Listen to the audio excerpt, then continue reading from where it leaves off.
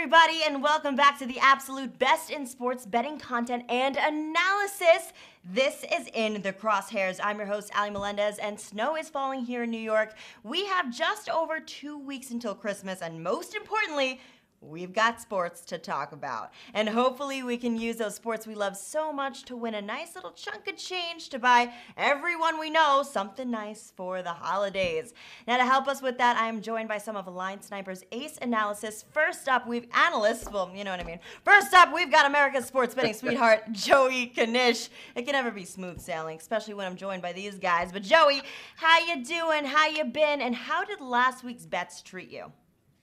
You know, last week's bets were phenomenal. I heard last week's host was also phenomenal. It was a great show. I don't know if you were able to catch that or not, but, you know, it was a lot of people saying maybe the best show ever. Very, very entertaining. But other than that, I'm great and, you know, ready to, you know, throw a few punches at Andy. So we're good to go for our little Wednesday special edition. Awesome. I love it. And of course, joining us, we have the winner of the Line Sniper most handsomest analysis. That's true. I can't say analysis, you guys, today. Can I just talk about this for a second? Everybody in the studio. It might not even be a analysis, word. analyst, like this is live, but this is just who I am. Anyway, we've got Andy Molitor. Andy, how's the winter weather treating you, man? I don't even have snow here in Minnesota yet. It's dry roads, Really? Beautiful. You guys, I guess the East Coast can suck it. Okay. Well, come on in and warm up by the fire that is me not able to speak English today, because we've got sports to bet on. And if you need more of our sports betting content, just check out linesniper.com for absolutely everything you need to bet smarter. We've got our betting tools and calculators, pro betting courses, and just in time for college basketball season, we have our 10 keys to betting on college basketball hosted by our man, Ronnie P. So linesniper.com, check all of that out right there. And we will talk about college basketball later on in the show. But first off, gentlemen, I gotta go to our bread and butter, baby. It is time to talk about some NFL. And where else can we start but right here with Thursday Night Football? We actually had a lot of football this week, 2 Monday games, a Wednesday game, and now we have Thursday Night Football. So tonight it's the New England Patriots against the Rams. And this is a Patriot team that's only 6-6 and having a pretty rough season overall. Definitely some growing pains versus, of course, the Rams, who are leading the NFC West and in close contention to take the conference. Guys, what do you like tonight? Do the Patriots get that much needed win, or, you know, do the Rams kind of hold it down? Knish, what are your thoughts here? I mean, I'm not buying this, you know, any Patriots resurgence. I mean, last week, I know if you look at the scoreboard, you're going to say that, oh, well, you know, it was like the worst special teams performance in the history of the NFL by the Chargers that you know, led to a rout. I like what the Rams have done here coming in the second half. I think the defense is phenomenal. They're healthy. Do I have some concerns with Jared Goff going up against Bill Belichick? Yes, but I think the Rams are a much better team on a neutral field. I'm okay here with -5. I would play this, you know, 5 or 5.5. I'm all right there. I know Andy's going to have a total look, which I like as well. But I just don't, against a good defense and a good coaching staff, I think it's very, very difficult for the Patriots to move the ball at all in any stretch. They don't have explosive playmakers. They're not able to execute the short, efficient pass game. They were able to kind of bully ball it against the Chargers and then have, you know, 4 special teams touchdowns there to run it up. They won't be able to do that this week. I think the Rams are the play for me. I'm okay with it before it gets to 6. Andy, give me a little bit. Hey, you got a total look here? Because I'm liking the total as well. I saw you had the total look. And I'm not minding there what you got there for the total. Yeah, I tended to agree with a lot of what you said, and for the same reason, I do like this under. It's already taken a little action. You can't get a 45 anymore, but I'd still think the 44.5 is playable. And I mean, a lot of times when the Rams do win, it's just McVay completely out-scheming his opponent, which works every time until he plays Shanahan. I do believe this is a situation where it's still, you know, it's still a decent coach he's going up against. You know, you can say what you want about the Patriots right now, but it's still Bill Belichick. While I do agree, I just can't see them still being outscored by the Patriots. Like, absolutely what we saw last week was a mirage. You're not going to have the Rams come in and make 30 different mistakes like that and constant special teams and turnovers. Like, I think a lot is made of this non-traveling too. They are staying down in that area, not traveling back to the East Coast. So I think you're going to see a lot of people betting strictly on that angle, and it's probably going to be a mistake. So I'm looking for both teams to kind of slow it down here. This Patriots defense has started to pick it up a little, and I really, really like the Rams defense. They're one of my favorite in the league. So under 44.5 with the Patriots offense, the Patriots scoring. It wasn't their offense. The Patriots scoring coming back to a normal level against a half decent team, and just the Rams getting just enough to get it done. All right, cool, guys. Now, we had mentioned earlier Monday Night Football. We didn't mention that, guys. The Steelers lost, and all the teams they lost to, the Washington freaking unnamed football team, in what was a pretty weird game, which means they are once again tied for first in the NFC East with none other than my New York Giants. Yeah. Now, ignoring that this whole division, I'm not gonna lie, I'll agree, it's trash. Guys, who do you like to win the NFC East? And do you have any hot takes on this week's games for Washington and the Giants? Andy, take us away on this one. What are your thoughts here? Yeah, what a just constant dumpster fire, this division. It's been like the funnest. It's been like a fun narrative all year, and there was points where it's like, oh man, Philadelphia's just going to win the division because they're the least horrible team, and that's just not how it's looking right now. It's an ugly game. I'm not super interested in either of these games this week, but if Washington can get it done against San Francisco, which looks like maybe you just look at the spreads, I guess. It's a distinct possibility, I suppose. If they get it done, they have the easier schedule. Like Washington plus 140 is what I found. I think I didn't even shop that around much. I think you can get a better price than that. The toughest part is that if they end up tied, they have been swept. The first tiebreaker is head-to-head. So Washington, that's why you're getting plus money. But looking at the Giants' schedule feels like a possibility of 1-3. Whereas, Washington, all they'd need to do is go 2-2 there. So if I had to bet into this division right now, it'd probably be the whatever we're calling them. I'm going to call them the Warriors because I bet on that. I want the Warriors to catch next year when they play. What do you think, Joe? I think I've got this sick feeling in my stomach that all these New York coastal elite people that I have to deal with on a regular basis are going to somehow come out and win this division. If you think I'm going to come on here though and say the Giants win the division, absolutely not. I don't care what kind of bet it. It's not worth the money to me to do it. I will say though, if you talk about in form, the team that's playing the best football, I think you would lean the New York Giants here. And the defense has really picked it up of late. I agree with you. A little bit softer schedule on the football team, but I think that tie break is going to kill them. Gun to my head, I think they would finish tied, and then the frickin' Giants would win the division, somehow go to the playoffs. They're also beating the Seahawks with Colt McCoy at quarterback was freaking unreal.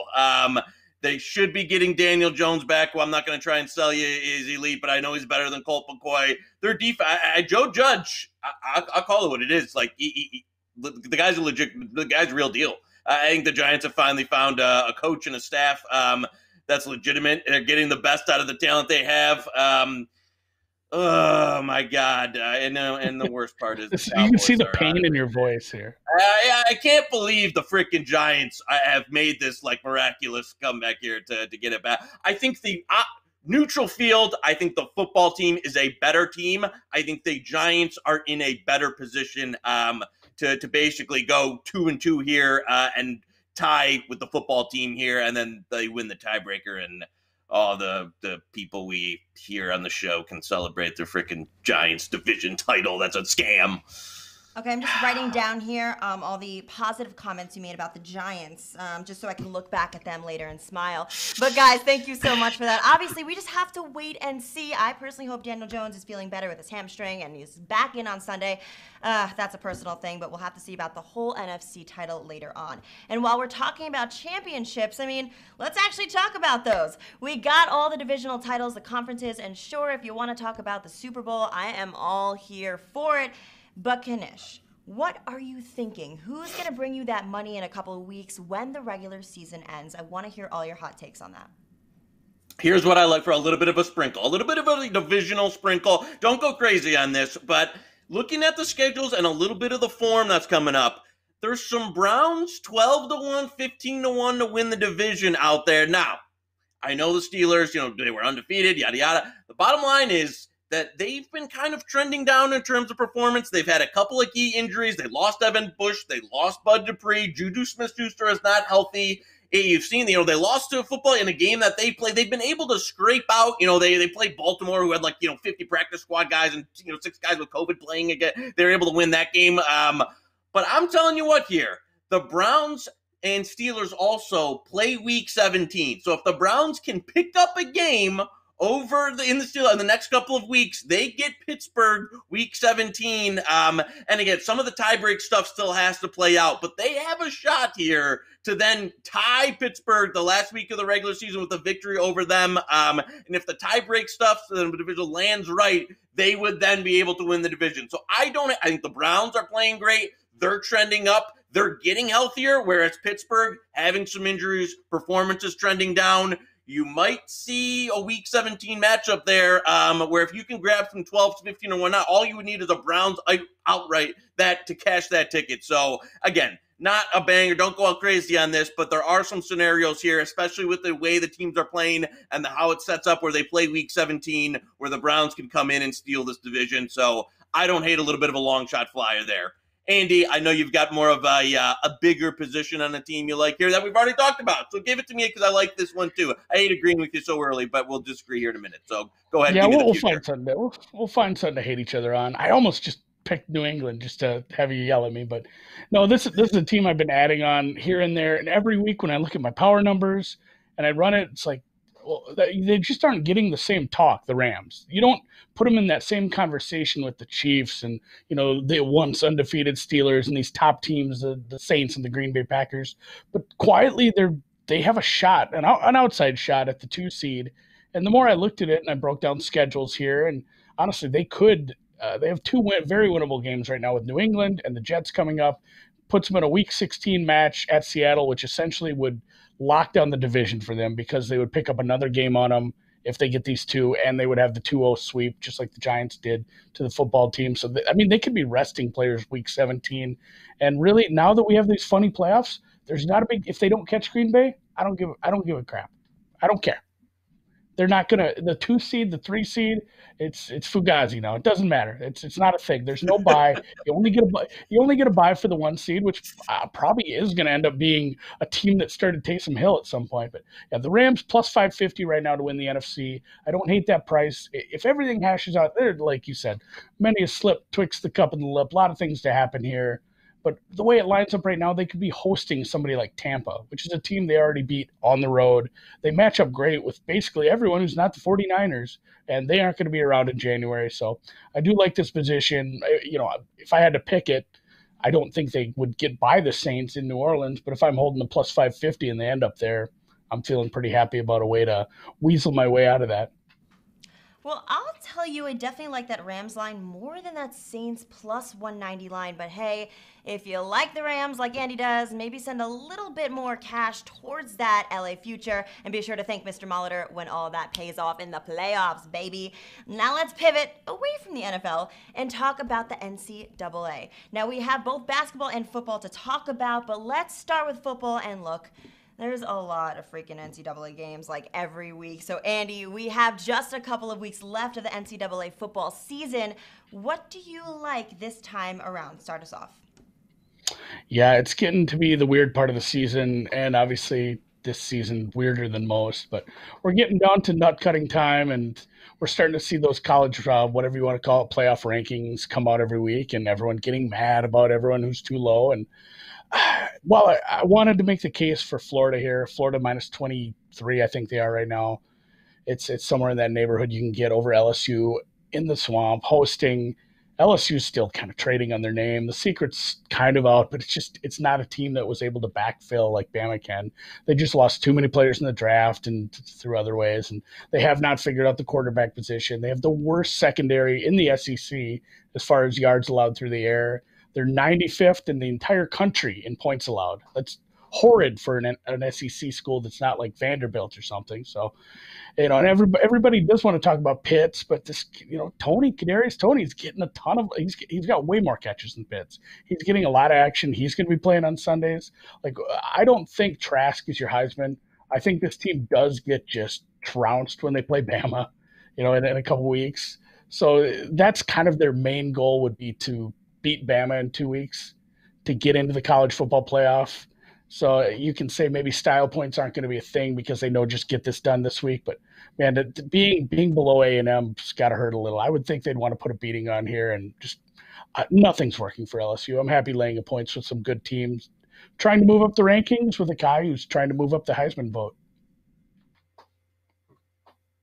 No, I like that. I like that Florida play. I'm gonna lie. I hate it. This is 2 weeks in a row here. J-Man's on last week, and I'm agreeing with him on the stuff. We had a good week, so I know I like the Florida play a lot. Here's what I'm gonna go. I know we've talked about this. Is my favorite conference in the world, the Fun Belt, the Sun Belt. I'm talking about, and again, let me say this. This is gonna. I'm not a big spot guy. We try and do number value or get stuff that we'll get CLV on. I think this spot for Coastal Carolina is one of the worst sandwich spot, call it letdown spot, whatever, I've seen in college football in the last 5 years. They had big game of the century, game day in versus BYU, huge game, big victory, physical game. Now they get Troy the week before they play in the Sun Belt Championship, which they've already locked up the division. And this is a Coastal team that has one ATS loss the entire season, and it was against FCS Campbell in week 2. They've covered every week since week 2. Troy has gotten healthier. I think Gunnar Watson, their quarterback, he was out for a few weeks. He was back last week, played really well. I think Troy's defense is starting to play a little better.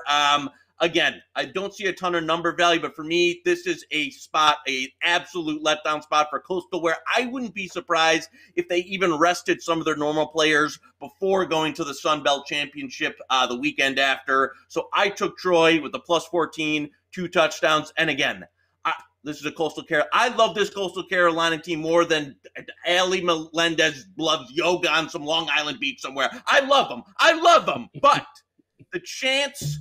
This is the spot. If you're going to fade them this year, this is the spot.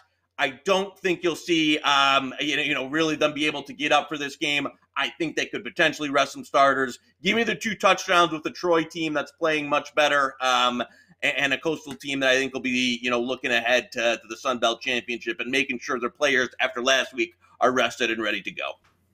Yoga on the beach. Someone's been stalking my Instagram, but really, Knish here with that gripping analysis of Coastal Carolina, which you can genuinely only get here. Why? Because only freaking Knish and our director Chris care about the team with the teal fields. I'm sorry, had to say it. It's true. Heard a little woo from Chris. Chance, baby.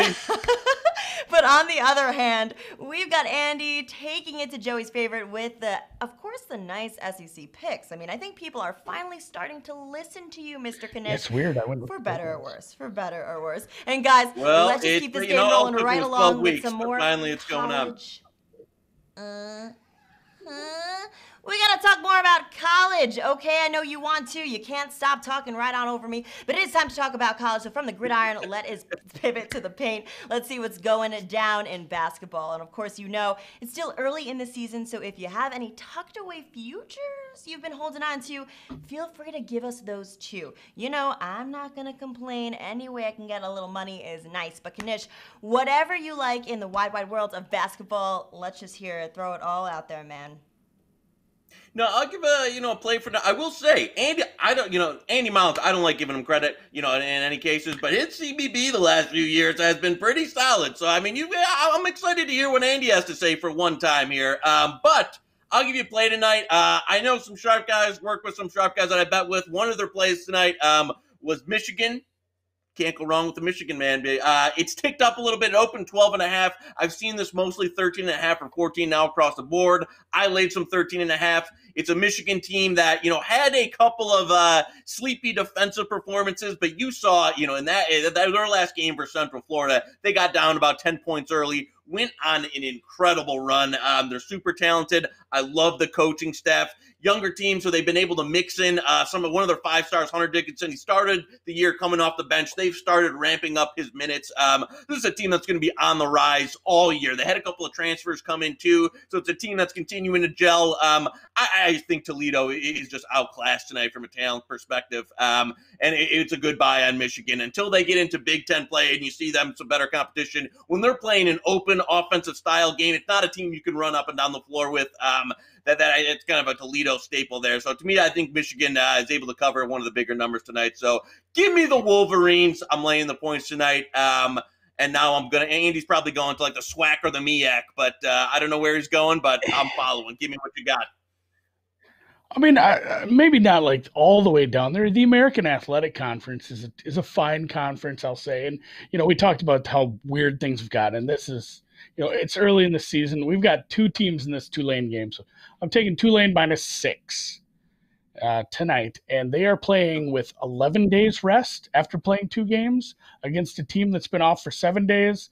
We're going to have a lot of goofy stuff like this going on. It's going to be constant where you're just having to figure out if teams have practiced, if teams have played.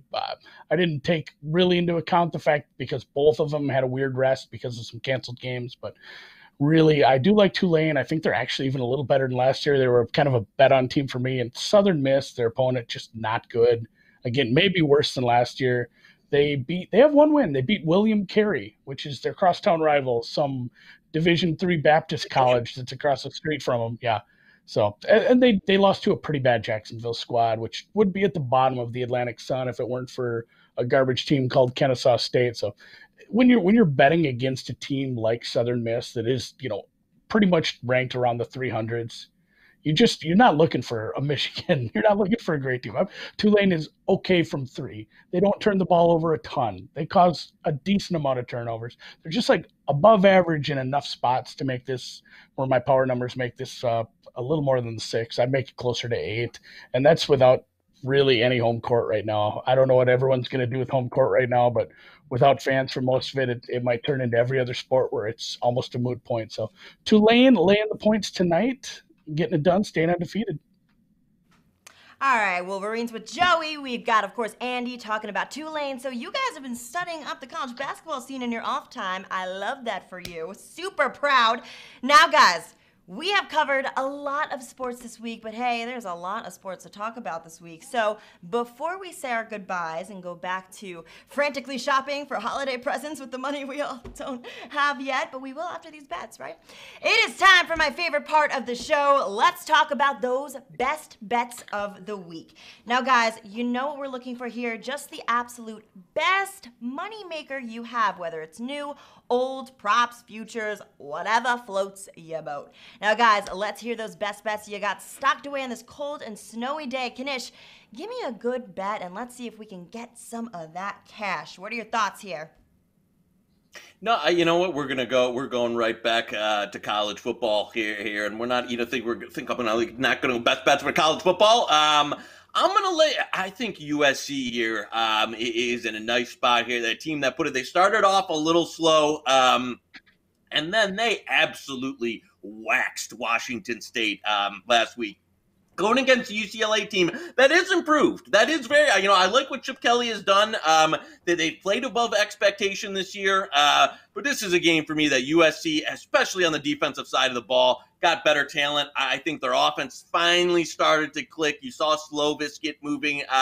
It's just one of those games that you look at the game of the year markets and stuff was up above a touchdown. Then it was 6. And now you're sitting there, USC, -2.5 some spots. I'm going to lay it with the Trojans. I think they're the goods here. I think they've got significantly more talent. Don't get me wrong. I like what UCLA has done. I think you'll see some points here. It's an offensive team, but from a defensive perspective, USC is far and above the much better team. They've got talent on both sides of the ball. And now that they've got the offense clicking with Slovis and that, for me, I think UCLA is just outclassed here. Give me the Trojans. All right. Thanks, Knish. And Andy, give all of our friends watching at home the big closer bet. Show us what's going down in that gorgeous brain of yours and how can we make some money? NFL. I usually add a lot of my NFL early in the week unless I'm looking at some teasers or some late buyback on something. But today, the more and more I looked at a high total, I still like the over in Tampa Bay, Minnesota. I was kind of digging into the pass rush because we've seen, old man Brady struggles when he's under pressure. They've had a few issues on offensive line. It came at the wrong time against somebody with a good pass rush. And I looked, Minnesota's best pass rusher is as far as sacks go, is a player that was traded away 7 weeks ago. Like he still leads Minnesota in sacks. They have no pass rush to be spoken of. Yeah, he plays for a better team. He got traded twice this year. So with Danielle Hunter and him getting traded, it's been rough trying to get any pressure. And with just the deficiencies in the secondary for Minnesota, Tampa Bay, with all those receivers, basically just like 4 Pro Bowl receivers on that squad, like you're going to score points. And the beautiful thing about this is the game script works out where you get garbage time Kirk. And garbage time Kirk Cousins is amazing. He's up there with some of my favorite garbage time quarterbacks. I want to see Tampa up like 35-0 at halftime because it's guaranteed to come in like 35-21 or something. It's going there. The total's only 51.5. I would make this closer to 54. So I played an over this morning later on in the week. All right. Well, thank you so much for that, gentlemen. And for all of you watching at home, listen to these guys. We always talk about snagging the lines before other people do, so get in on that. If you snooze, you lose.